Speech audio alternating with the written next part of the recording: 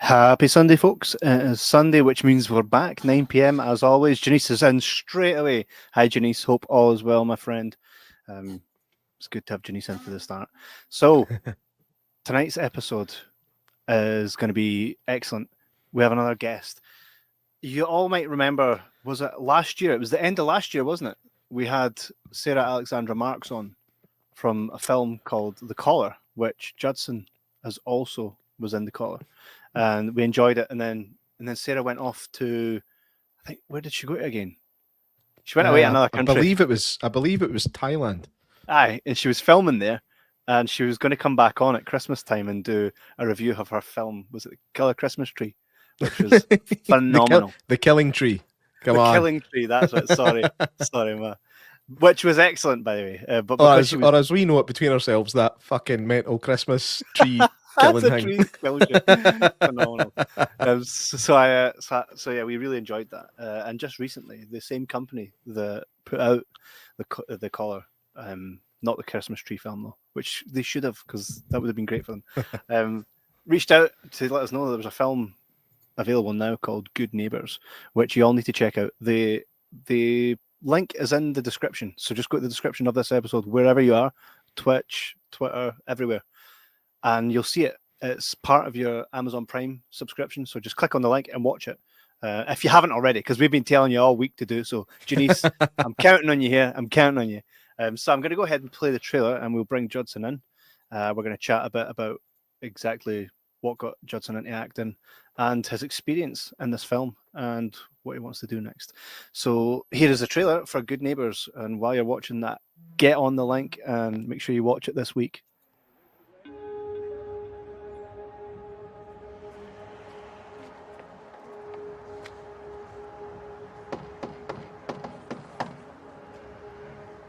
That's what they're like. Yeah. Different. Seem nice enough. Oh, hi, Hello.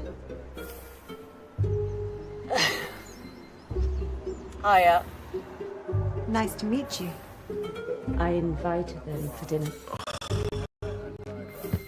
Really? I have to be sociable? Why? We are going to be good neighbours. What do we have to? Good evening, Tamisha. Hey. Cheers.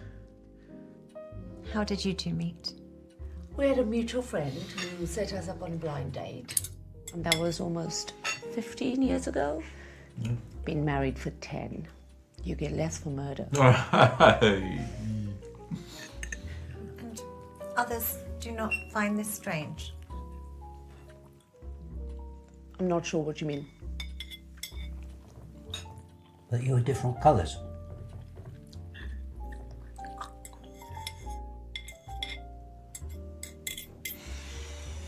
Okay.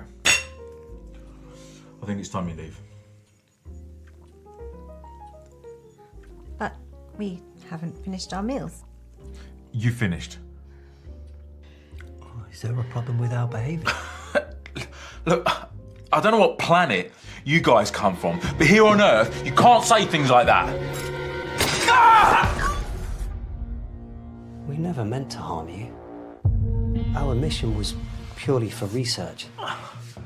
But this research must go undetected and undisturbed. Where is Dominic? The boy is safe. Better than safe. What do you want? Isn't it obvious? You will never take our planet. What makes you think it is your planet? You do realise you'll have a fight in your hands. Only time will tell.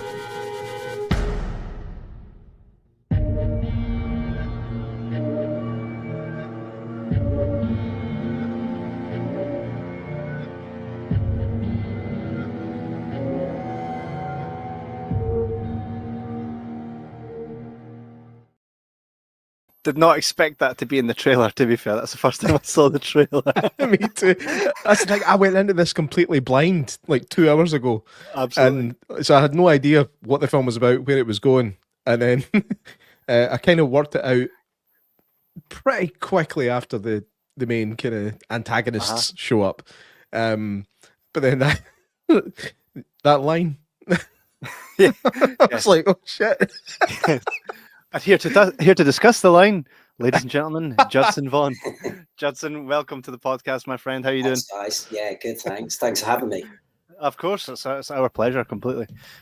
So we tend to get a lot of films, ones that we usually would never stumble across. That's one of the beautiful parts with this podcast, is we meet actors, directors, people in the industry, but we also get to see films that we probably just wouldn't have found. And Good Neighbours is definitely one of them, That's awesome.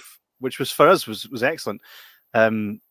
I kind of, when I put a film on, I try and figure it out. I actually stay away from trailers, which is why that was the first time I really watched one. Yeah, me too. I stay away from them. You know what I mean? See, they say, "Oh, here's Gremlins 3, the trailer." I'll maybe turn it on to see how they start the trailer, but I find the trailers give far too much away, right? So I tend not to. So I go in blind, same as what J-Mac did, and I try and figure it out to begin with. And I kind of thought to myself, are we going down the AI road here? So it's interesting that it gets to a part where you're like, okay, I get what it is now. Before we even get into anything, right? Out of curiosity, the director or the casting agent, did they have was this written with two specific characters in mind? Because yourself and the main character, for me, represent two people. Like, you look a lot like someone in that film, as does Luke. And was there ever here we're looking for a guy that looks like for yourself or Luke? I don't think so. I don't think so. No. Who do you think that we look like? Well, I prepared a slide for you both, right? Here we are. I've not seen this. The first one on the left is Johnny Sins, right? He's a physical actor. And on the right is Joe Henry, he's a professional wrestler, one that comes from my area. Can you see it? You can see it, right? Yeah. Oh, I just realised. Yeah, because my hair's blonde, and it was like, he's got blonde hair, of course. And yeah. You're built quite similar as well. The Johnny Sins thing, 100%. You kind of tell me that wasn't deliberate. Really? 100%. Didn't act like you don't know who he is, J-Mac. Don't act.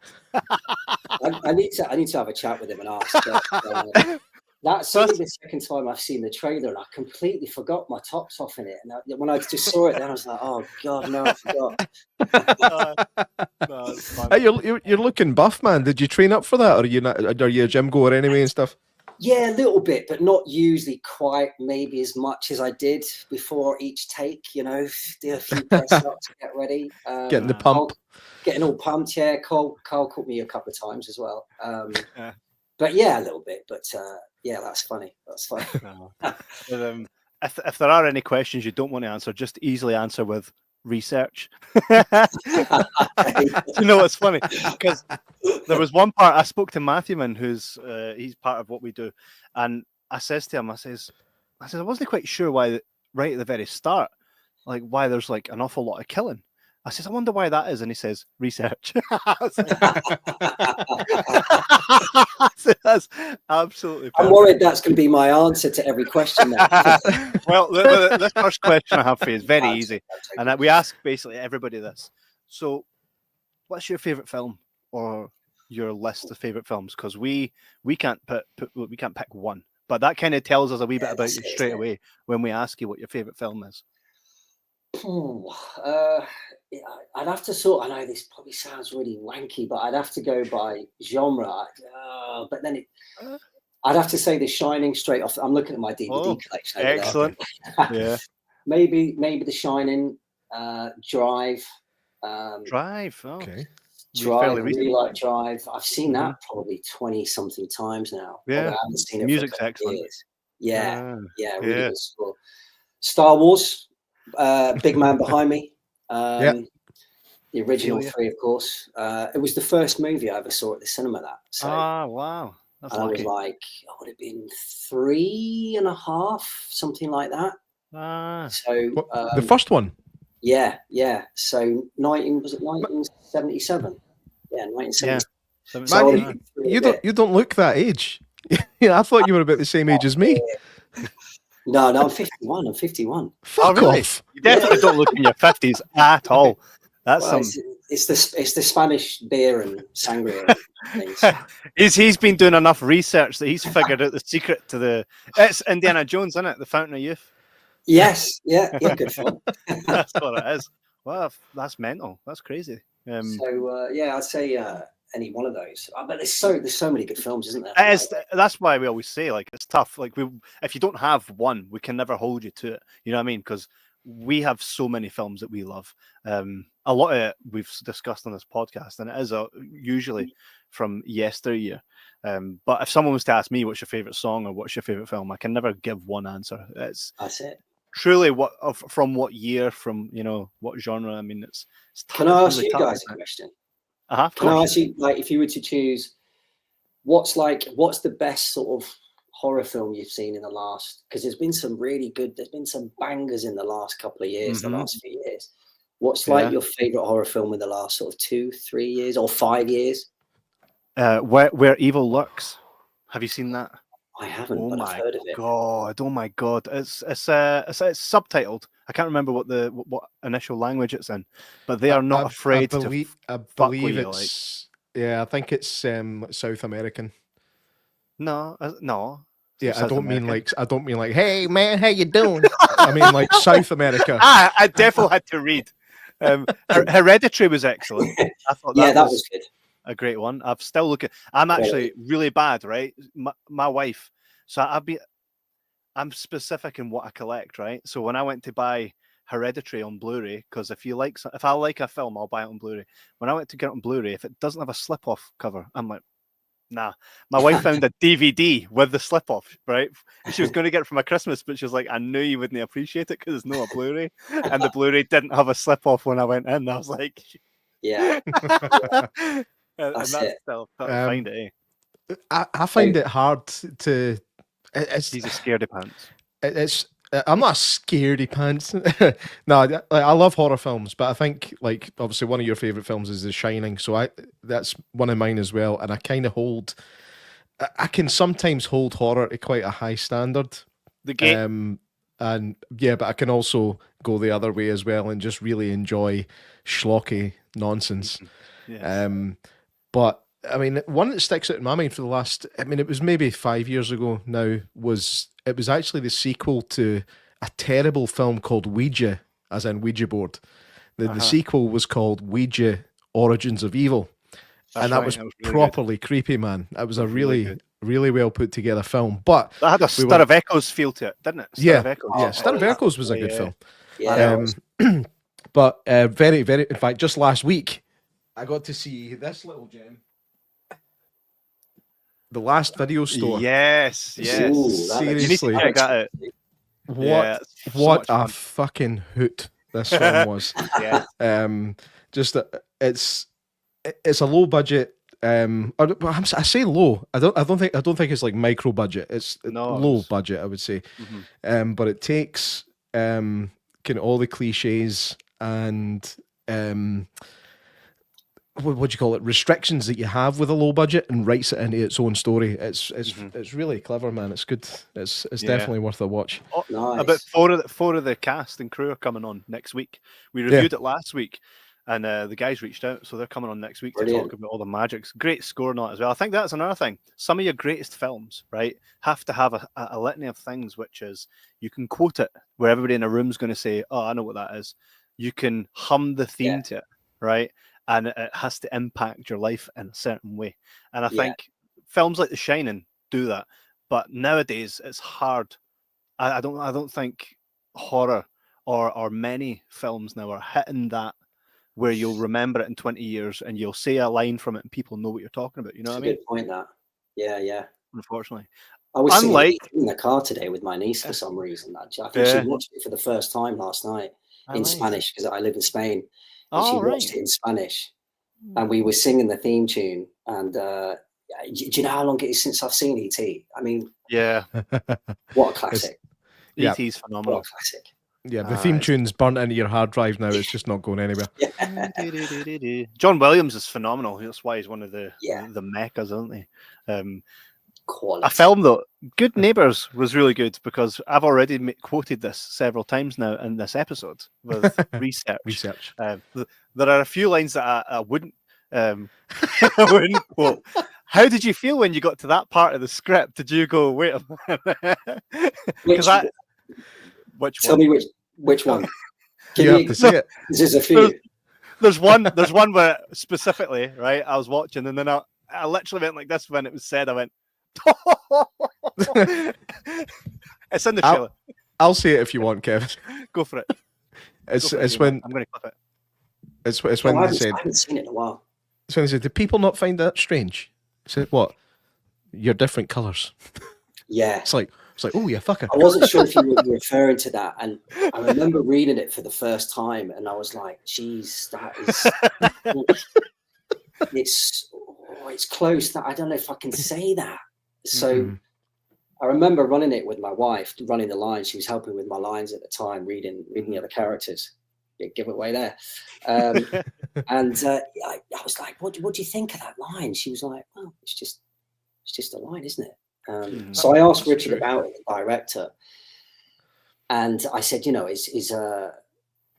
just to check like where he was coming from, what exactly he meant by it, just to sort of quantify it 100%. And then once we'd had that quick conversation about it, it was fine. Well, but yeah, it was raw. Huh? It was raw. I think what would aliens say, right? Essentially, of course, they would ask questions about stuff that they see. And I think both of you played it very well.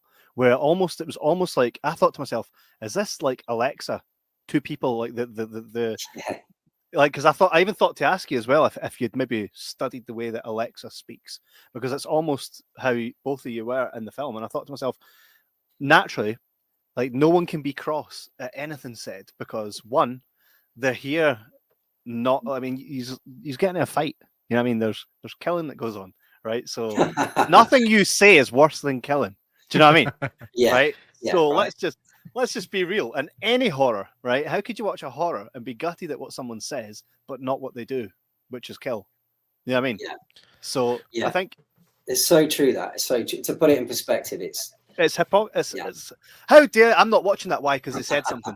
All right, but do you see that part where they chucked the boy's head off and filled it with popcorn and ate it? Oh, that's fine. That was good. That was well done. Do you know what I mean? I was when I was watching this from your character Joseph, Mary and Joseph. I thought that was pretty fucking funny. I laughed. I actually thought about that before Johnny Sins was like, "Where's the three wise men?" Yeah. And then should we put when I was watching exactly. I was watching your performance and I was getting like it reminded me of Jeff Bridges and Starman, but creepy as fuck. Have you ever seen Starman? Yeah, I have, but a long time ago. Yeah, it's a bit of a forgotten gem. He won he was Oscar nominated for that film. It's such a good movie, man. It's worth a revisit, especially after watching Good Neighbours. I might need to watch it after this. But yeah, so I'm guessing with the fact that you haven't seen it in such a long time, you didn't get any inspiration from that. Maybe, I don't know, sort of past subliminal. No, do you know what? I just sort of, I spoke with Richard about it, obviously, and just qualified a few things with him about, I'm trying to think now because it was a while ago, but just to clear up a few sort of character permeations. Am I approaching it like this kind of thing? And he was like, yeah, exactly. Richard's really sort of open and generous. He lets you sort of create on your own and then sort of steers you back on the path if you sort of haven't maybe got it quite as he sees it in his head, I guess. So I remember that he was really keen for us to slow it down a bit. To sort of, take your foot off the accelerator and just sort of enjoy it and slow down a little bit. So the Alexa thing's interesting. Maybe that's sort of subconscious in there somewhere. I don't know. It was really well done to the point where I feel like so the two non-aliens. Humans. The way I say that, aye. Why am I the two non-aliens? Wait, what twist? No, the two characters. Neighbours 2. Was it Fern and Luke? Their characters reacted for us, but I think we were already doing that. Do you know what I mean? Like, the door opens, hi, you're naked. I felt that. See, even if their characters didn't facially react, I think we still would. Do you know what I mean? I think they didn't have to. But obviously, they're going to, just like we are. But even if they didn't, we would still react based on both of your performances the same way that they had. Because straight up, you answer the door in the nude, right? And then it's like, what have you ever said to anybody? Yeah, we should have dinner. When? That never happens. Like, usually half the time when that's said, dinner doesn't happen. It's the gesture that, I like you enough to invite you for dinner. Exactly. And we'll work it out at some point when the time's right. It's not urgent. Yeah, but it's like when you go to a funeral or something, then you bump into people you haven't need seen to stop for ages. meeting like this. You need to so we'll get together under different circumstances. Okay, we'll be in touch. We'll be in touch. See you at the next fucking funeral, mate. Totally is, eh? Totally.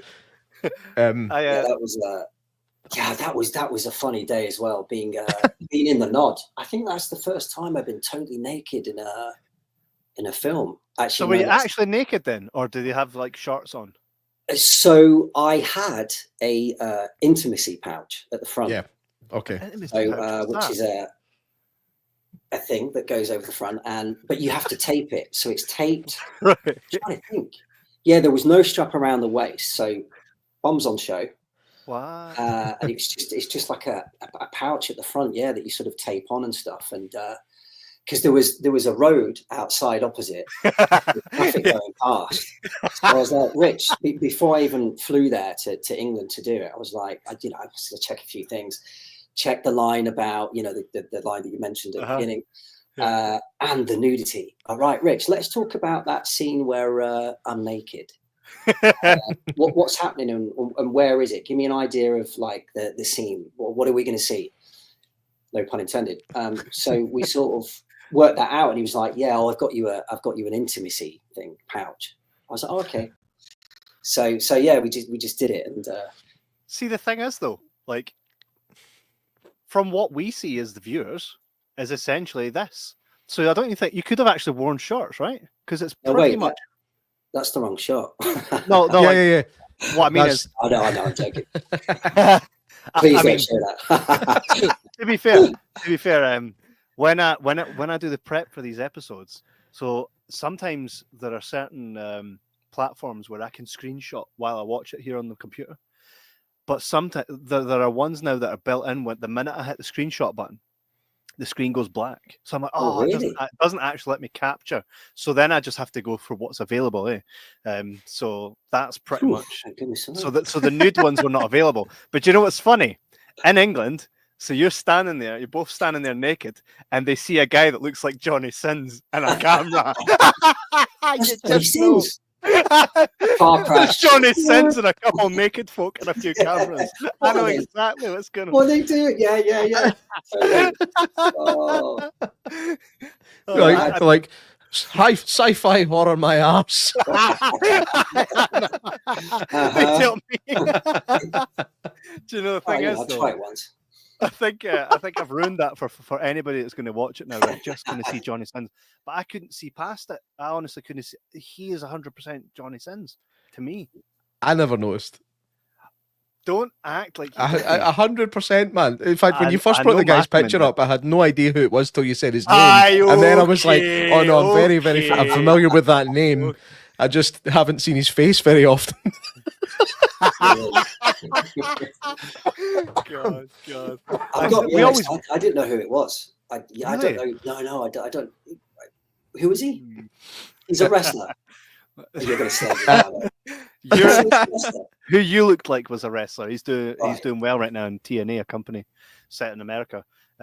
That's who I felt that you looked like. I don't know. I'm like that. I find actors and actresses and people and just see other people. Like J-Mac Yeah, gets sure. Ron Perlman all the time. You know, Hellboy. Yes. Funny Yeah, story. Yeah. My fucking gift and curse. But yeah, so sometimes I just see that within people. Eh? I could definitely see that, and I just had wondered if maybe the writer had maybe, because I know sometimes people will take Maybe and he didn't tell us. like, so did you receive like a lookbook for this project, and his picture was there? It's like, this is what he'll probably look like. No, This is who we need to cast. Like, find me that. Find me that. yeah. I thought you were like Homelander for The Boys. That was. Have you seen The Boys yet? Yes. I Yeah, haven't. yeah. I've only seen one season, but what a season! What a season! What a show! Yeah. Keep watching that. Yes, It's very, very good. I know exactly who you're talking about. Of course. Yeah. Yes. Yeah. There we go. Anthony Starr. Yep, it's the Yeah. the fake smile and the blonde hair. It just all came together. The eyes. Matthewman says, was pleasantly surprised with this wee movie, although very much inspired by the Body Snatchers. It reminded me a lot of the V series. Yeah, I got the same thing. Yeah. True. Yeah, Excellent. V was that terrified me when I was a kid. Yeah, me too. Yeah, Yeah. it was the kind of reptilian things, wasn't it? We didn't get any crazy reveals like that in this movie. It was like there was some green blood and stuff, just like little kind of reminders that these are fucking aliens. There's something going on here. Or No, AI bodies. Wolfman's Got Nerd says, is Johnny Sins the couch guy? We'll go with yes. I think so. Ask J-Mac, he's the expert. He's a fucking porn star, right? Sorry. To get away with it on here, I think I need to say something like corn star these days. I don't know what. No, he's a physical actor. Physical actor. Mate, I just thought you meant that he was an actor, and you were just adding in one of your Kevin descriptions that you do sometimes. I didn't realize that. Right? Okay, physical actor. He's a physical actor. Okay. So, Judson, what inspires you to become an actor? Was it through your love of movies, or did you kind of stumble across it? Johnny Sins. Yes, sort of. School. What was that? Cool. Johnny Sins. Johnny Sins. Research. No, school. It was school. Yeah, I was about 9 years old, and they were doing auditions for a school I just joined, and primary school. And I ended up playing Oliver in the musical, and I didn't even want to do it. I really didn't want to do it. I was a new boy at the school. I'd been there about 6 months. I suppose not that new, but the school teachers, the headmistress phoned my mum, and she I don't know what she said to her, but she said something. And then I went home that night, and my mum said, "Are you going to do the show? You're going to do Oliver?" So I ended up doing that, and that's probably ultimately what was responsible, I think. And just over the years, doing bits and bobs, and then doing more and more, and just getting the bug and loving it more, and just What's your favorite type of film? Like, if someone says to you, right, the next job that's going to land on, and it doesn't have to be something like Star Wars, right? Just think about it purely in the sense of, what would I like to play? What type of character would you love to say, right, that's the next thing I'm going to play, that's purely something that would light a fire for you? Oh, Kevin, that's a good question. That it's a tough one as well. It's a toughie. Research. A researcher. Yes. Who's actually an assassin. Nice. A researcher, eh? Very good. This is going to sound probably a little bit vacuous, but vampire. Never played a vampire. Always wanted to play a vampire. Always wanted to play an alien, so can tick that off. Well, that's job done. Maybe I'm just thinking of this now, really, but maybe a prime minister or a president or some notorious leader of something or some such. Maybe intergalactic, maybe not. Maybe from hell, maybe not. Ideally intergalactic, because that's your choice. Right. Wanker or intergalactic? I'll go with intergalactic. Even a bit of both would be good. Darth Vader. Yeah, aye. Intergalactic. There we go. Just done. Hey, Denny, Matthewman will create a poster, which is funny. Matthewman, who does a lot of the artwork for us, he also, he's part of our crew. You'll see him on the show sometimes in our previous episodes. I don't even know where he is. Oh no, hey, Matthewman's here. This guy. So he actually he's an executive producer on a new film that's just been announced called Saturday Bite Fever. So you need to hit him up. See if there's any. It's a sequel to Silent Bite, and that is it's all vampires. So who knows? Spain's not that far away from Canada, right? Not really. A plane ride. Not in intergalactic terms. It's pretty close. Yeah, it is. Yeah, it's quite slow. You know. What's your favorite vampire film? Interview with the Vampire. Oh, nice. Yes, that's the first fucking time that. Oh, don't change your mind to Lost Boys. No, this is the first time. No, I've just realised my all-time favourite. I always get a bit carried away with this, like Bram Stoker's Dracula with Gary Oldman. Right. I think that probably pitches it for me, but it's a close second for Interview with the Vampire. Okay. Everybody always says Lost Boys, and I'm on the. I mean, I like the Lost Boys. It's a very good film. But I think Interview with the Vampire is objectively and subjectively a fucking better film. Yeah. But it's the first time that somebody's actually mentioned Interview with the Vampire as a. I mean, a good it is film. good. I'm still going to go with Lost Boys. It's classic. It Can't is. go wrong with Lost Boys. Oh, damn right. A lot of our friends, we're friends with a lot of the people in Lost Boys. This is what my sister got me for my last birthday, which is Laddie. Is amazing. Class, eh? That's the milk carton from Lost Can you Boys. actually can you buy those then, or someone actually made it for you specially? Well, I think she went to like a prop website and ordered it. You know, there's no actual milk. Sometimes you'll get things like that on Etsy and stuff like that. People will make them to order. Yeah, true. So, original Star Wars biscuit tin. Look at that. Look at that, eh? Hey, it's rusty on the inside because it came from like the 70s. Look, sounds a bit like me. Mate, we all go a little rusty sometimes. Yeah. So how long was the shoot on this film? I was thinking that earlier. I think it was about, for me personally, I think it was about a week. I got there on a Sunday, arrived in Bognor Regis, I think it was, around there somewhere. I started on the Tuesday morning, and then I wrapped on the Saturday morning, the Saturday lunchtime, something like that, and then came back for a day or two, a couple of days. Right. So yeah, but obviously there was a lot more filming than they did. So yeah, and the guys did great. You know, I think it's made. I don't know for sure, but it was a super low budget, but they did great things, man. Absolutely, it's really hard making a film with any sort of budget, but to make it, you know, a feature length with hardly anything. I mean, I'm guessing it was, I don't know if I should say this, but I don't suppose it really matters. Maybe less than 20,000. Wow. I would imagine maybe less than 10,000, which might kill me. Oh God. I'm sure it'll be fine. But I mean, it's an amazing achievement. It looks good. So for contrast, we made a 15-minute film for 2,000. So to do it in less than what you said there is crazy. For what you managed to achieve, it's excellent. And thing is, well, what we did was we just used people's houses that we knew that fit what we were looking for. Right. Because I think you have to when you're like in the 2,000 bracket, it's literally like, here, do you want your film to be in? Do you want your house to be in a film? Just let us come along then, and we'll buy you lunch. That is literally you have to do it. But it's all for the love of it. We are surrounded by folk like that.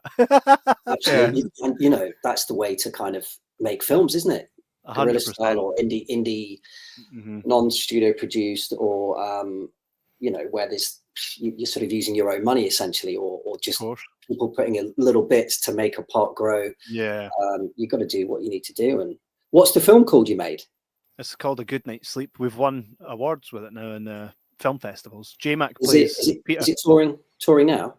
No, we had it here in Scotland. We've still got lots to do with it. There was a we went to a film festival, and it was up against like 6 other titles, and theirs was a lot shorter. And they went down the vampire route and all these other really cool and stylistic. Might I say as well that what's his name, David Heyman, who's a really famous actor, right? He's from Scotland. His son, his film was in there, and I thought his dad is David Heyman.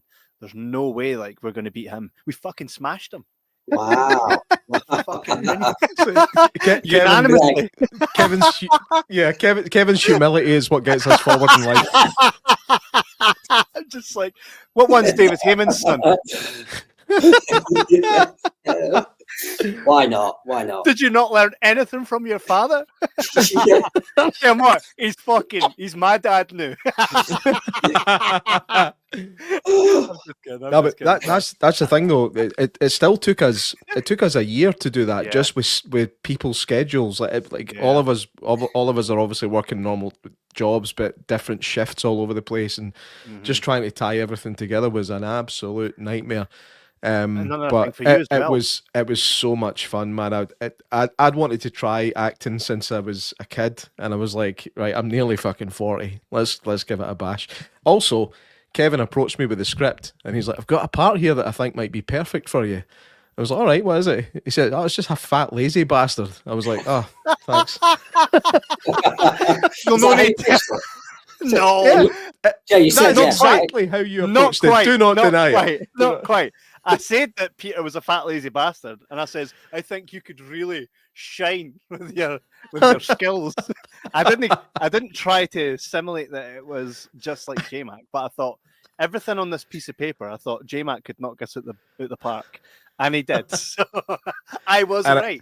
I did. You know what really gutted me was that I didn't go to the festival where we won the award because I had a family pub quiz night organised, and we fucking won. I didn't win the quiz, and we won an award that I missed. Oh, it was harsh. Oh man, it was harsh. Well done, I loved it. Well done. Thank you. I'll send you the link to it after the show. That way you can have a wee swatch at it. The thing is, that's a very Scottish thing. It's a horror, right? No, actually, believe it or not, it's comedy drama. It's a dark comedy drama. There is. Yeah. You'll see what. And by the way, the next one we're doing is a horror. That's full on like Nightmare on Elm Street style horror.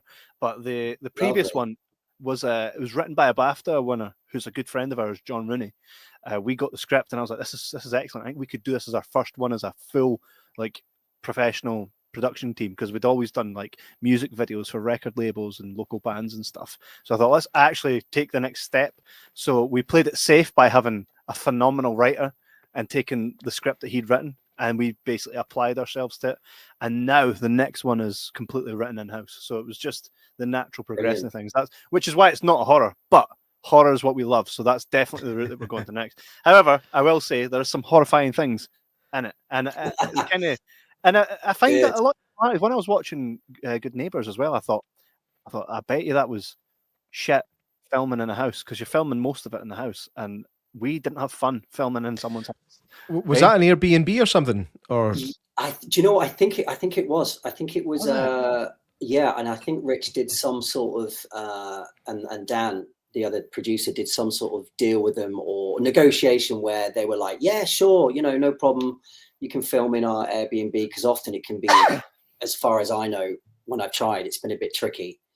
But yeah, it was a nice flat though. It was a nice house. It was a nice house. It was quite a big space because it was the Ellery's house, right? And they just moved there. So you could, there was a bit of room to flex and mess around and have a laugh and, do the work as well, which is way there. So yeah, it was cool. It was cool. And the second house was nuts. It was like a small little cottage that had so much woodworm. I thought the roof was going to fall in. It was unbelievable. Contrast. Yeah, and it was because we've had to throw all our furniture here in Spain when we moved here because of the woodworm. So when I went there and we were filming, it was the second location. I said to my wife, I said, "You won't believe what I found in this house. Just woodworm everywhere." She's like, "Brought it weird." He's following you. Yeah, he's following me. Mate, there's a short film. Yeah. There's a short film. Killer Shining. Woodworm. The Shining. Think about it. The guy goes insane because everywhere he goes, woodworm. It's coming out of his head. Right? Yeah. Starts chopping his wife up. Woodworm instead of red rum. Woodworm.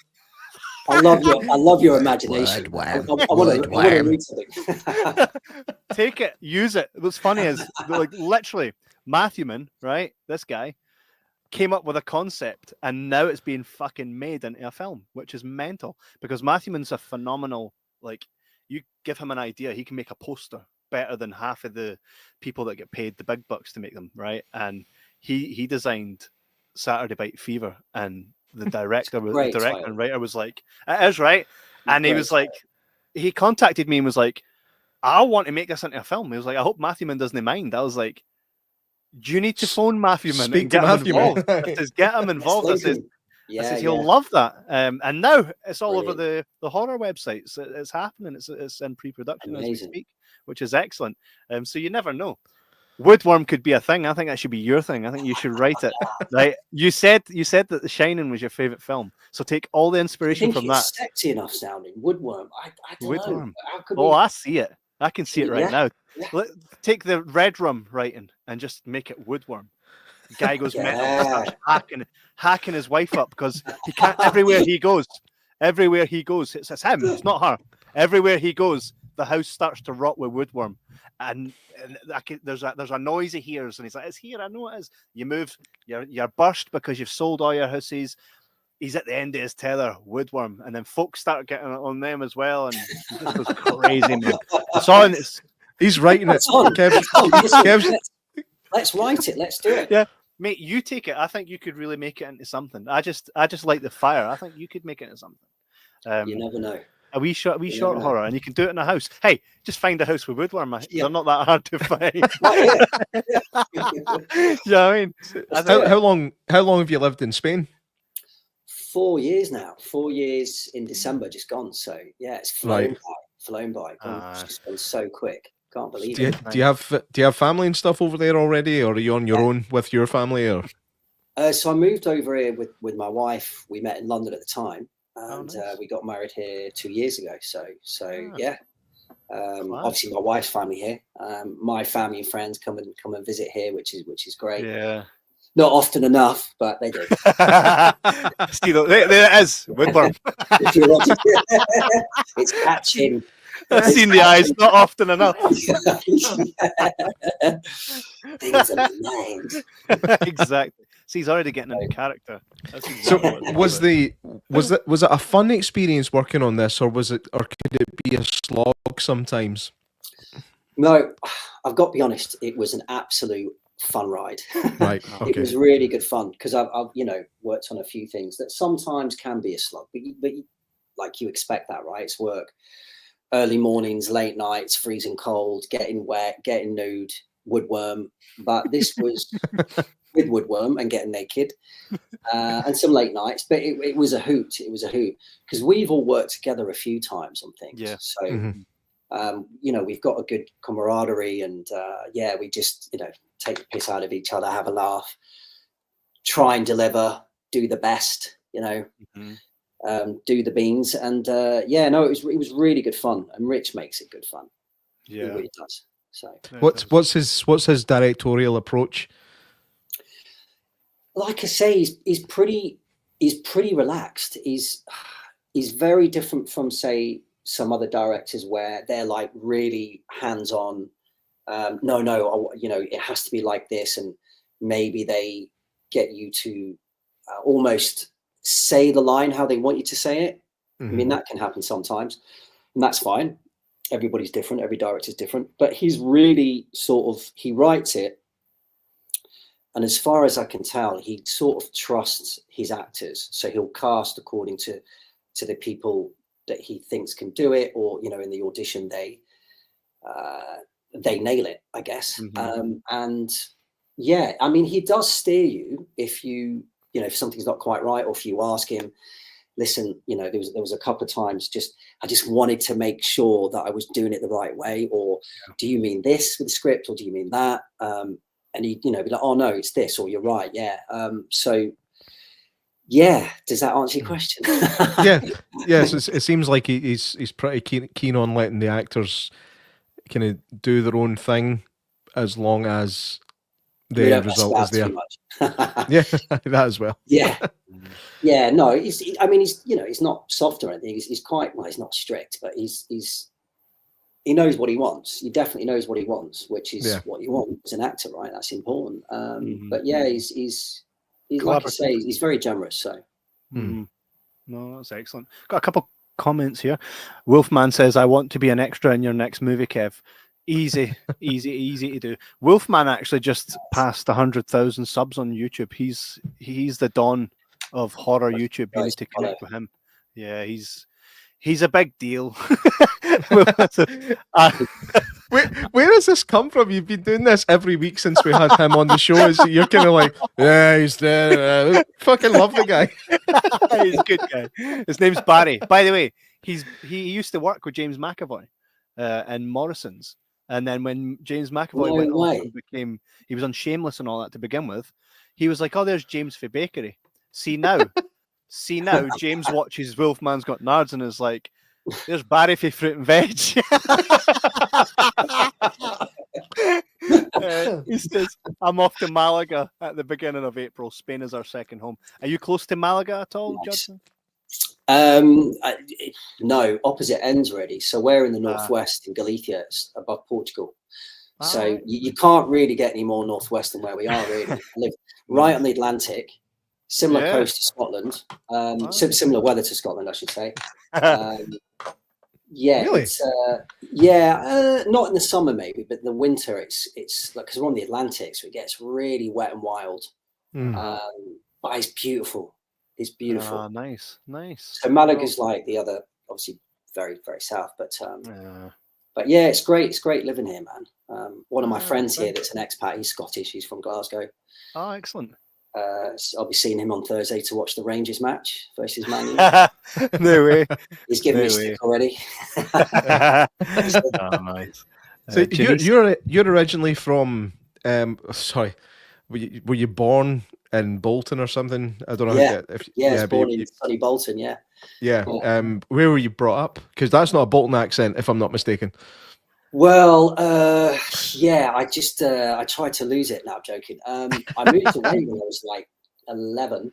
Mum and Dad got divorced when I was really young, and just sort of moved around a lot with my parents. So, but I was born in Bolton and then grew up in Little Lever, which is sort of between Bolton and Manchester Central, for about 9-10 years, and then moved away down south. So yeah, the accent's sort of very south now, I guess. Yeah, it's the Bolton accent's definitely fizzled out. That's gone. Thank goodness for that, now, Jake. It was all research. Janice says the ending was messed up. Twist I didn't expect. That's true. 100%, Janice. It was a fucking good twist at the end. Nice. Reign of Horror says it is good and respectable when directors put up a level of trust in the actors and the talents they have. That's true. Yeah. Almost like here, I don't need to tell you what to do. Good. Yeah. And Wolfman says, the Rangers. Barry. Nice one, Barry. Nice.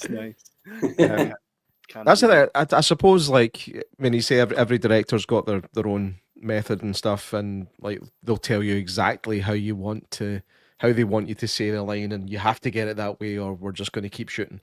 That's in every other industry or every other walk of life. That would be known as micromanagement. Yeah. But for some reason, when it comes to directors, it's all right. It's just their way. Shelley Duvall? Yeah, that was a mistake. That was pretty tough that she got it, right? Yeah, she got it pretty tough on The Shining. Yep. Of course, yeah. Of course she did. Hey. Yeah. She says, fuck her. Yeah, I mean, you know, obviously, retrospectively, felt really sorry for her. What did you think of her performance in that? Decent. I'm kind of weird with it. Like, I think she's generally pretty terrible up until she has to be terrified, and she's really good at terrified, but I found her really pretty mediocre at Happy Wife. What do you think would be the easier part to do? Because I think a lot of actors, I think, shy away from horror films if they can, because trying to emote fear is one of the hardest things to do. But she seemed to go the other way. She was really good at the terrified stuff, but I thought that the rest of it, maybe it was bad direction. Dare I say that about Stanley Kubrick? I don't know. That's what I was. Yeah, I wondered the same thing. Whether it was just such micromanagement that maybe. I mean, obviously, Stanley Kubrick done right, but yeah, maybe was it so micromanaged that, because she's amazing. There's scenes where she's absolutely incredible, and then it's like it's a different actor. Maybe it's almost. I don't know, but it's an amazing film. It's an amazing film. I just always remember that about it, that she's incredible sometimes, and then because she had a really hard time, he really pushed her in it, didn't he? Maybe it's had too much. I don't know. What was it? 80? Was it like 80 something takes for the scene where she's got the baseball bat and he's walking up the stairs? I think it was like 80 odd takes they did of that, and that's just. It does look exhausted in it as well. Yeah, that's a lot of swinging. I mean, don't get she's not swinging it well in the movie, and that's because she's on take 80 and she's been swinging well for 79 takes already. Wolfman says that cigarette was great in The Shining. She was pretty good. The cigarette, the one that's got the ash that's like ready to drop at any point but doesn't. Talk about anticipation, man. Hey. I remember that now. Yeah, I remember that. Matthewman goes on to say, "What's the dream role?" Vampires. No. Yeah, I reckon. No, I mean, I think I'll rephrase that for him. I think what he means is a role that already exists that you would play, that you would love to take, like if it was not played. That makes sense. Like Tony Stark, Iron Man, is Robert Downey Jr. If he wasn't that, and you could be that, do you know what I mean? Like, what would be the role that you'd be like? That's the role I would have taken if I was, in the running for that. It's a good question. It's a good question. Never been asked that. You're going to laugh at this, maybe. You're going to laugh at this one. Maybe Yoda? No, I'm joking. I mean, why not? Great. Exactly. I'd say Drive. Oh yes, there he is. We met, and he keeps in not regular contact, but we have access to him. Nick Maley, who actually created Yoda, was part of Frank Oz's group, and he done the animatronics for Yoda. We had a J-Mac. We interviewed him. It's on this channel. If you go back, I saw another example. You kind of thrown me under the bus. Like I'm not a big Star Wars fan, right? I don't mind it. I know. I don't mind it, but I don't. I love it. I don't actively hate it either. Do you know what I mean? But they were like, right, Jordan, you're going to interview Nick Maley, and I was like, who's Nick Maley? He's like, oh, he built Yoda. I was like, right. 3, 2, 1, and we're filming. Go. Yoda. He'd also done some other stuff. I think he did some stuff on Krull. Do you remember Krull? Mm-hmm. Oh yeah. Yeah, he done some stuff for that, and I remember loving that when I was a kid. So we spoke about that. Cool. So I was able to carry it through. But yeah, thanks for that again, Kevin. Well, in my defence, right? I had the opportunity. We had the opportunity to in person to interview these actors. They goes, we have Nick Maley, who created Yoda, and we have Darth Vader. So I was like, J-Mac, go and speak to Yoda. I'm doing Darth Vader. Fucking right I was. Which was excellent. But we were sat in the Cantina bar, which was created, right, in Manchester. It looks exactly like the Cantina bar. And I says to myself, I actually said to Spencer, who now plays Darth Vader, after David Prowse had passed. So everything you see from now on, a lot of that's Spencer Weldon, he was a White Walker in Game of Thrones. He's been in everything. All right. And I sat with him and I says, if you could have told like 10-year-old me that one day I'd be sitting in the Cantina bar with a candle interviewing Darth Vader, fuck me, man. Right? Wow. I've arrived. That would be so cool. We hadn't even been doing the podcast very long. You totally blagged that. It was awesome. We call that hustling. Well done. But the thing is, though, we were so small at the time. But I said, if we go in there and just give it our best. It doesn't matter how small we are, and hopefully they'll see that we have heart. We treat everybody the way that they would like to be treated, and we give back to every place that we go to. And we've done that. We're 6 years in now, and every time, like, most of the people that come on this podcast remain our friends. We've worked with them. If they ever need anything, we always do our best to help. So we always give back anytime we have, like, we're ingratiated with the presence of actors and people that that's what we love. We love to do is we watch films, we talk about films. So why would we not be very courteous to the thing that keeps giving us this great opportunity to speak to people? You know what I mean? And that's been our ethos. We're going to stick together. 100%. You know what I mean? It's just the same way as if you walk into a room and you figure out who you like in that room. It's usually based on someone wearing like an Indiana Jones t-shirt. You're like, I know I'll like that guy, right? And you just stick together, and that's essentially what we do all over the world via the internet, which is excellent, right? Which is amazing.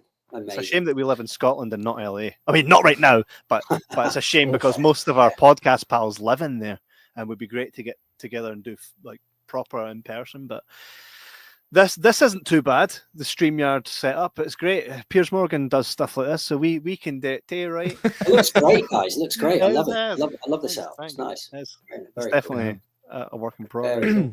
So what's next for you, Justin? Have you got any other projects coming up?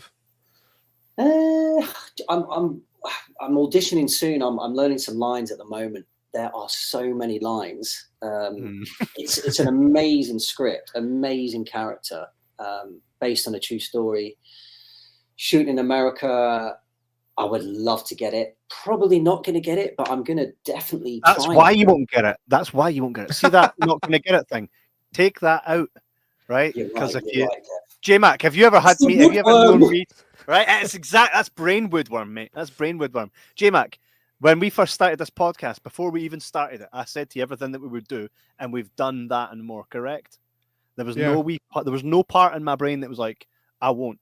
And if you've got to manifest that shit, so you will get this part. True. Right? It's true. You're absolutely right.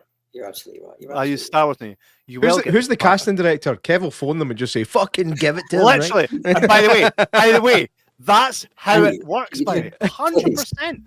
100%. No, it's not. J-Mac, I'm going to present my case here. J-Mac and I love a film called The Gate, right? I'm just purely putting this out there for you. Yeah, it's a classic. It was like the 80s. It's 86, 87. Right? A very young Stephen Dorff. Right? Sci-fi. Yes, phenomenal. So like a ring of otherworldly stuff, plasma that he walks through. It's in his garden. It's like a hole. It's like a hole in the garden that kind of demons and stuff come out of. Mm-hmm. Oh, I haven't seen that. That sounds great. Well, it's awesome. I'll send you the link to watch it. Right. So get this, J-Mac and I. This was the universe telling us, right? I sent him a picture because I just bought the Blu-ray special edition of The Gate, right? I sent him a picture saying, I'm watching this. Remember this film? He sends me back a picture saying, mate, no fucking way. I'm sitting watching it and all. What was the chances in the two of us watching the same film at the same time, right? So get this. J-Mac had a few brews, right? As he likes to. Now, he gets brave when he's had a few, right? And he's like, here, how great is Tibor Takas? He's the guy that directed it, right? He also done movies with Ron Perlman. He did Sabrina the Teenage Witch. He created that show, right? So J-Mac says, mate, I'm just going to phone him and ask him to come on the podcast. Now, think about this. Tibor Takas is like way up here, right? Would never even know about our podcast. Doesn't even do podcasts, right? J-Mac says, I'm just going to phone him, right? And ask him to come on the show. And I'm laughing my head off going, like, that's never going to work, but please do it, right? So he goes on Facebook, types in Tibor Takas, finds one, right? That's Tibor, has the profile picture that looks like Tibor, right? Now, I have to sidebar this with at this time, people were putting on Facebook pictures of celebrities that they looked like, right? And J-Mac's mum says he looked like Ron Perlman. So his Facebook profile picture was Ron Perlman. So when he phoned Tibor thought Ron Perlman was phoning him, right? He didn't get through, right? But then like 5 minutes later, Tibor says, call back, right? So after he was, I never answered, he went, mate, right? It sent me the screenshot of Tibor saying, call back. J-Mac phones him thinking that it's Ron Perlman. So Tibor thought his buddy, Ron Perlman, had phoned him, but it was actually J-Mac. And then he's like, say, why are you using Ron's picture? He's like, oh, listen, I told the story. My mum says I look like him. That's why. Anyway, sorry to have to kind of cheated my way into this conversation. But we love the gate. We have a podcast. Would you like to come on? Now I've got him on WhatsApp, and he was on the podcast, and we talked for like 2 hours about the gate. So if you don't try, you don't get right. So my whole purpose in telling that story is, motherfucker, go for it. What have you got to lose? What have you got to lose? Right? See, what does it say? You'll miss all of the shots that you don't take. You know what I mean? You'll miss all of them. Yeah. You can miss the ones you take, but you'll definitely miss the ones you don't take. So. Yeah. So how are you auditioning for it? Are you doing like, is it a self tape you have to do? If it's obviously it's getting done in America and stuff. So 100%. Yeah. It's I've got a little bit of time to sort of get the lines down. It's a lot of pages. There's more dialogue in the audition than maybe not Good Neighbours, but the one before, The Mystery of Mr. E. Right. Yeah. Just in the audition, which is really nice. It's great because there's a lot to get hold of, but it's going to be great. It's going to be great. Yeah. See, when you do a self tape like that, I mean, this is a bit kind of, as they would say in America, inside baseball. Like, so we're going kind of deep into the acting side of things here. When you're doing a self tape, if you're reading a script, but it's a dialogue, so you've got other people in the script, do you get somebody else to read the other people's lines for you as well, or do you just read your lines, leaving spaces in between, or what? How does it work? Good question. Normally, it depends on what comes through, right? It depends on the script. So with Good Neighbours, I just sort of learned them consecutively, and then once I'd got the sort of lines down, I got my wife to help me. She would read them back. Once I got them to a point of sort of, knowing them pretty well. But with this one, it opens up with what I would probably say is sort of a monologue. Right. I'd say it's 2 pages of monologue, and then the lines start. And then there's like, a good few lines. And then there's a couple of other big chunks. But so for that, I'm just getting the 2 pages down, the monologue parts, just get it word perfect.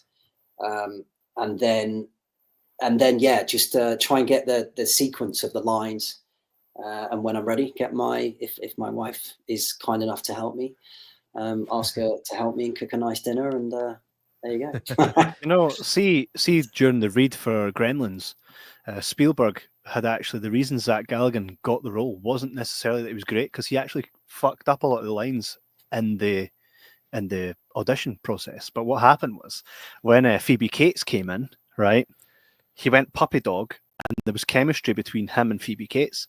And Brilliant. Spielberg went, that's what I need to see on screen, so we can fix the lines, right? So Zach had left that thinking, I never got that, but he did, purely based on the chemistry.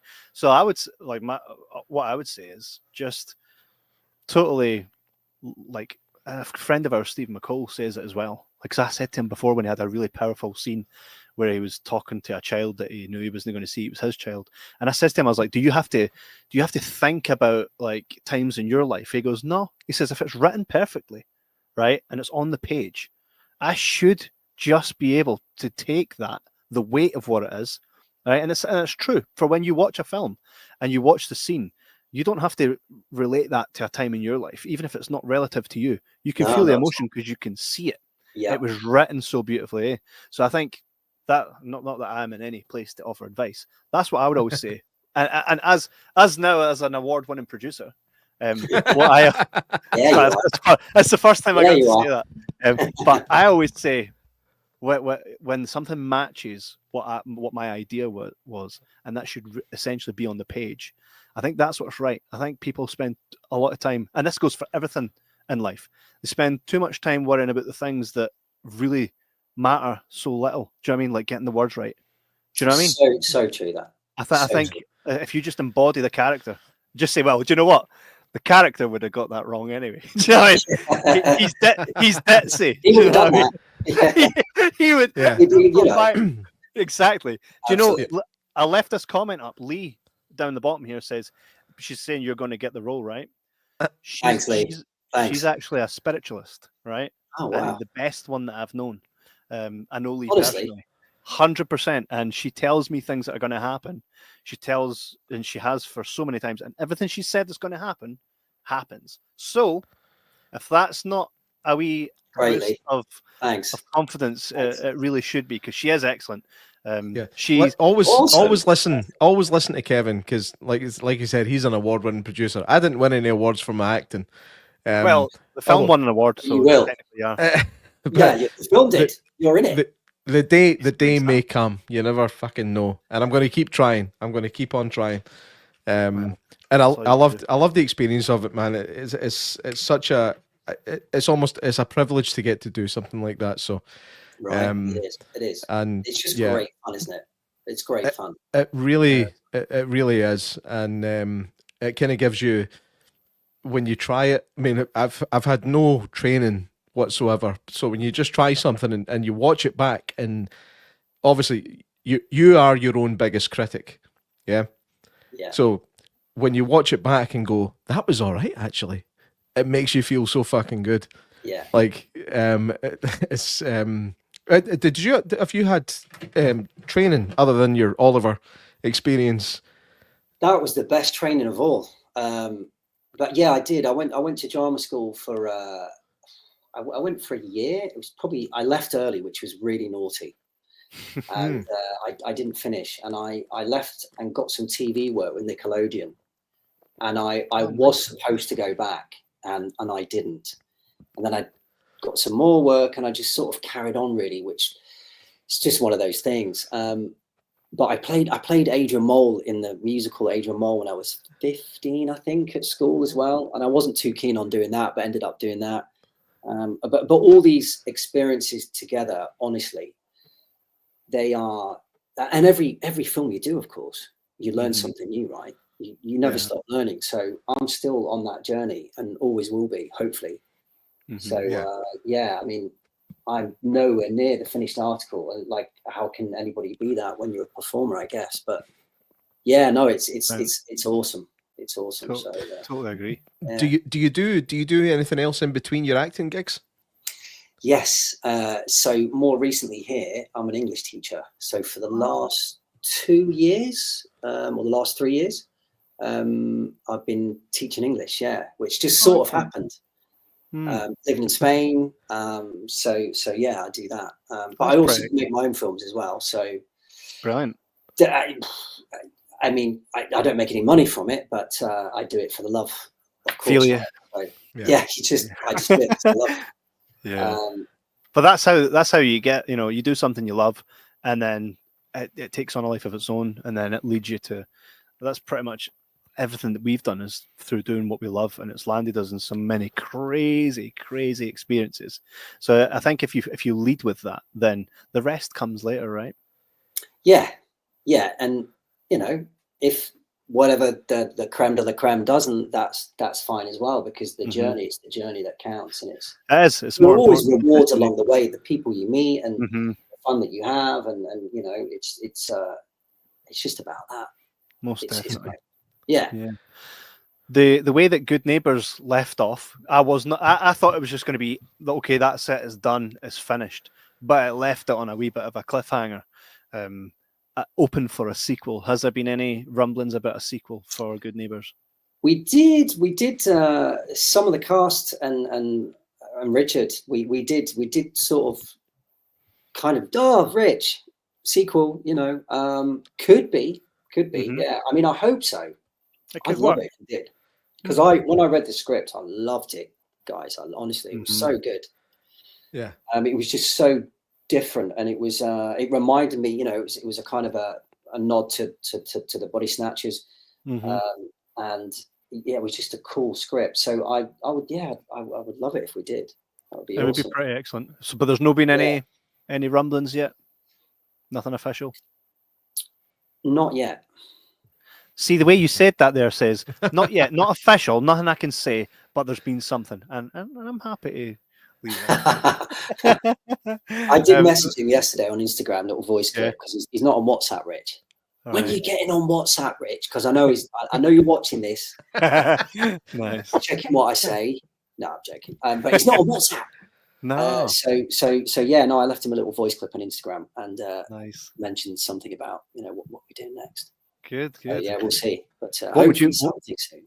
What would you name Good Neighbours 2? Because you wouldn't call. I think the days of Bad Good Neighbours? 2. No, that's already a thing. That's done. Yeah, it isn't. Yeah, as soon as I said it, it was like no. And by the way, do you know how many Zac people Efron. will think that Matthewman was like, "Oh, did you watch Bad Neighbours?" Before I'd watched it, and I'm like, "Don't you mean Good Neighbours?" I would call it. That's when good neighbours become good friends. Yes. But have a Good friend. Good friend. Ooh. Yes. I think it'd be pretty good. Yeah. Matthewman's usually the guy that comes up with the best type of sequels, but I think there's definitely room for it, and I think it's excellent because we don't actually we know how they come and they take over, but there's still so much that's still to be known. And I thought what was really interesting is most of the time when aliens are in a movie and they're there to take over, they're there for a purpose. These ones were like, no, we're just checking you out, research, because you think we're going to come here and like have a battle. We don't need to. We're just waiting because you fuckers are going to date to yourself. Yeah.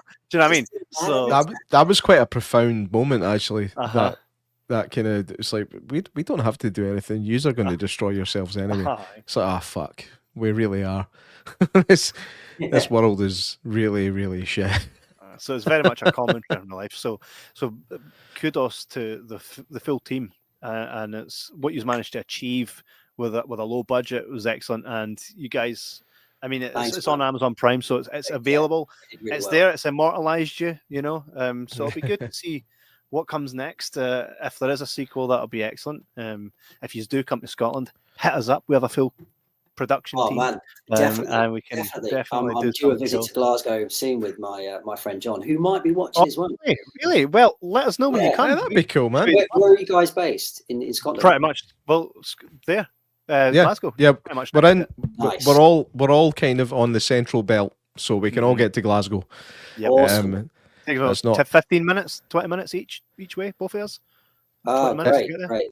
So we're there in no time. We've done a few shows out and about as well and presented stuff out in there and whatnot. So you should maybe, when you come over, do a wee screening somewhere. One of the cinemas. Yes. Yeah. You Definitely. can come along and have a beer. That'd be excellent. I've got I have ask to- something. Oh, Go on, yeah. sorry. No, go on, Jay. No, sorry, because my thing will work better right at the end. So you go for yours. Okay. Research. No, I was just going to say, so is it true that you guys have got? So my friend John's always saying that you've got the best curry houses in Glasgow, like some of the best curry houses. Now, of course, we all say that in the UK, right? London, Manchester, but he was like, no, Judd, honestly, we've got some of the best Indian restaurants. Like, and there's a lot of them. Is it true? I love it. I would agree. I would I agree. love it. I would agree, and unfortunately, the best Indian restaurant I've ever been to, I'm pretty sure, closed down quite recently. It was a family-run business for years, Oh no! and I think I don't know if they just had enough or if it just Was wasn't it working Karma? anymore. What? What was it? Karma? No, it's in Glasgow. All right. It was called the Koh-i-Noor. It's named after the Koh-i-Noor diamond, which is All I think right. it's I'm sure it's like a pink diamond or something. And it was a staple in Glasgow for years and years and years. A lot of celebrities went to there. They had pictures of celebrities kind of up on the wall with the owner and stuff like that. Billy Connolly was a frequenter at the Koh-i-Noor, and it was fucking superb. We've had family birthdays there, and I think my dad used to live in Glasgow back in the 70s, and he used to go there then. It's such a shame that it's gone, but I think the standard of curry houses in Glasgow is fucking second to none. Don't get me wrong, there are some terrible ones. So Even where I am, Bayleaf. Have you tried Bayleaf? No, never tried. Bayleaf in Bathgate. By the way, phenomenal. I went in and sat in, and the guys come up and they really make sure you're all right. They watch you. They don't let you see them, but they watch you to make sure, oh, he's done, he needs something, and they're straight over with it. You don't have to do anything. The way it's presented, the way it's cooked, it's just, I would say, like, we do pretty good for that, for curries. Right, I'm coming. Good. I'm definitely coming. Screening, sorry. Yes. Looks sounds Right. Yeah, good. let's do something, man. It'll be fucking fun. Yes. Yeah, Yes. excellent. Brilliant. It's been an absolute pleasure watching Good Neighbours. So Yeah. very. How is it? Thanks, guys. Thanks for watching. J-Max says that the company, I could pronounce. Don't. No. You're not going to do this. You're not going to do this. Kevin, Jay, you're not the only one. I did it the first time I asked Richard. I said exactly the same thing. He looked at me and went, "It's Hypericum Films." That's what I told you, J-Mac. Hypericum. Kevin. I was like, oh. He said Hypericum. I was No, like, it's no, not having it. I'm not having it this time, Kev. Kev's got this habit. I've got this thing in my life which it's called the Kevin bus, which I get thrown under all the time. I get thrown under the Kevin bus all the time, where he just finds a way on multiple shows to just throw me under a bus. And this was him. In fact, if you want, I can send you the voice messages to prove it, right? But Kevin was like, "How do you pronounce this? Is it Hypericum? Is it Hypericum? Is it whatever?" And I was like, "I think it's probably Hypericum. It's the only thing that kind of rolls off the tongue nicely." So was that correct? Was it Hypericum? Yes. Right. Okay. You did better than me, Jay, the first time. I got it completely wrong. Yeah. Brilliant. You just laughed at me. One of my many, because I've got a Rolodex of times where I'll just put J-Mac in a position so that I can laugh my head off at him being like stuck in the headlights, right? when we present things on stage, usually I'm the most prepared, right? And we were on stage and we were presenting a panel and this place was packed, right? We're presenting a panel like Ant and Dec, right? We're like a wee duo. And I know only 4 of the actors walking on. And there's like 4 behind the 4 I know who they are, because we were never given that these people were coming. We didn't know, but they were there. They were like, "Oh, we'll come up as well." I'm like, I know nothing about them, so I can't give any context to the audience. So I'm like, how do I get myself out of this, right? And I'm standing there with a microphone. And I'm like, "Ladies and gentlemen, blah, blah, blah." Everybody's clapping, everybody, blah, blah. And once I've got past the ones that I know who they are, I go, "And do you know what? I'm not going to hog this all night." J-Mac handed him the mic. He knew no one was, and I'm now standing at the side of the stage, and he's like, "Come on up, you." I'm at the side of the stage. Oh no! Remind me never to get on stage with you, Kevin. Yeah, it's never a good idea, man. he shit himself, and we were interviewing Clive Russell, and he always puts himself in these positions. It's phenomenal, and anybody that's watched us and been with us will see it's usually quite comical when these things happen. Isn't it, James? Aye, for you dick.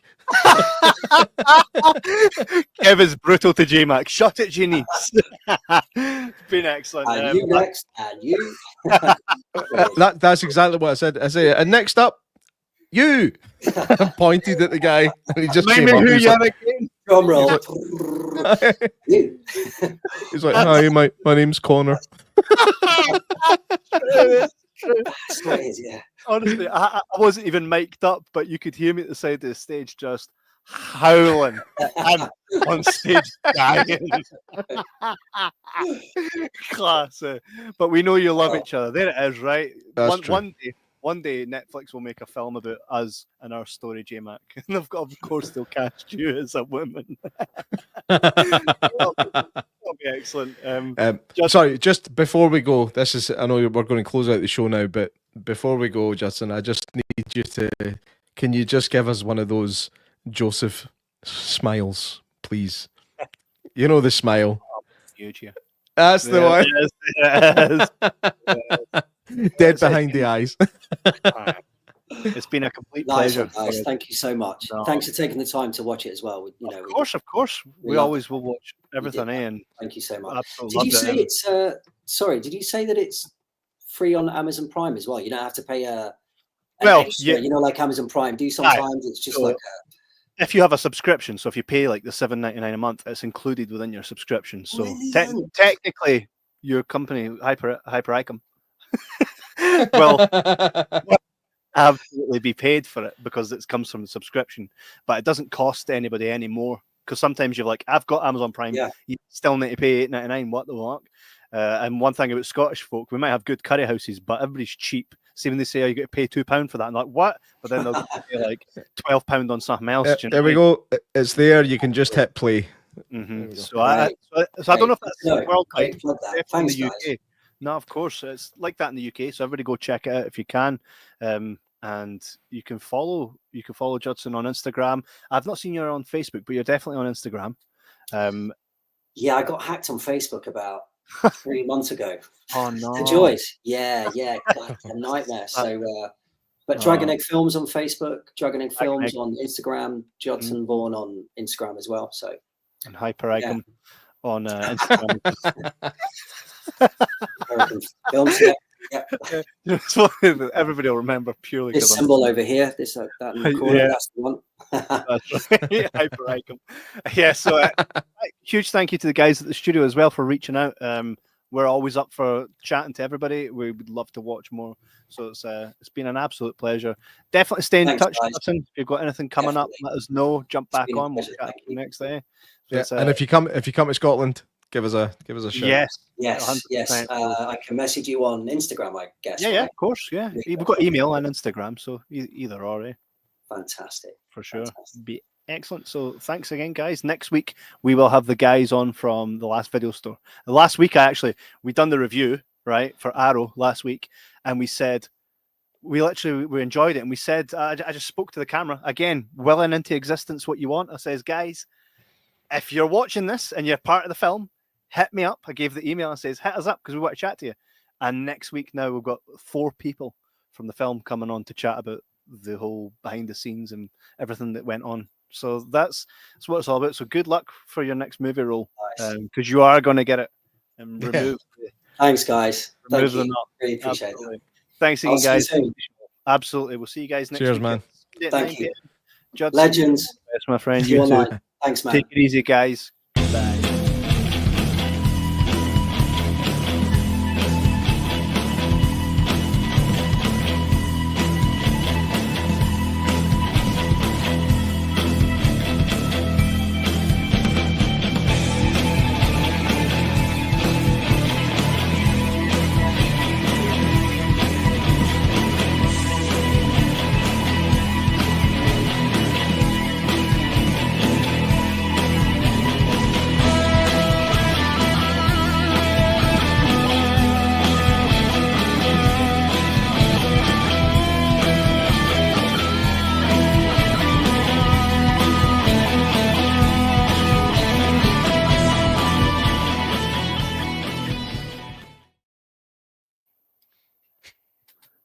Not today, baby.